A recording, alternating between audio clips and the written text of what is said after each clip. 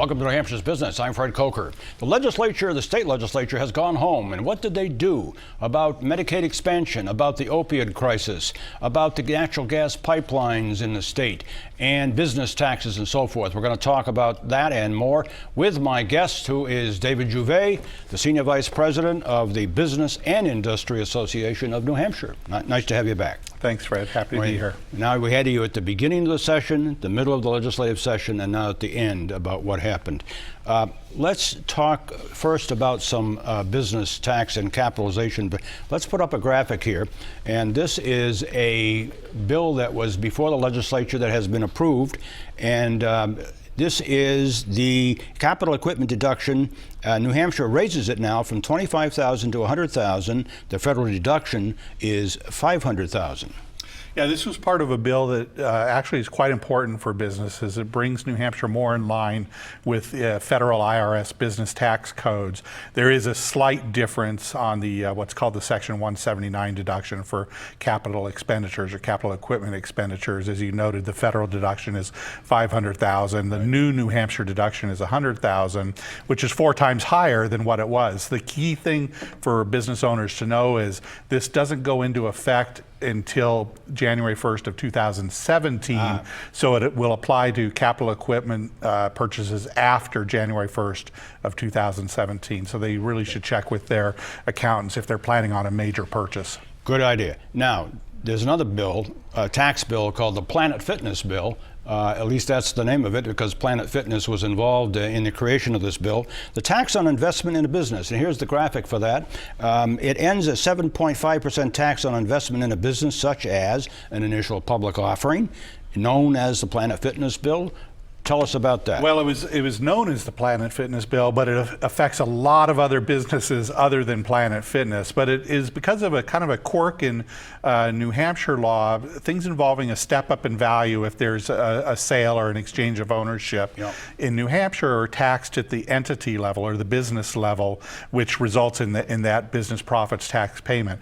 In other states, that increase in value is taxed as personal income, but we don't have a personal income tax in this state. So it created a real disincentive for moving from a small private entity to going public. So both these bills really help business growth in the state. They're targeted. The Planet Fitness bill is targeted against certain businesses that may be going public. The capital expenditure will affect a lot of businesses.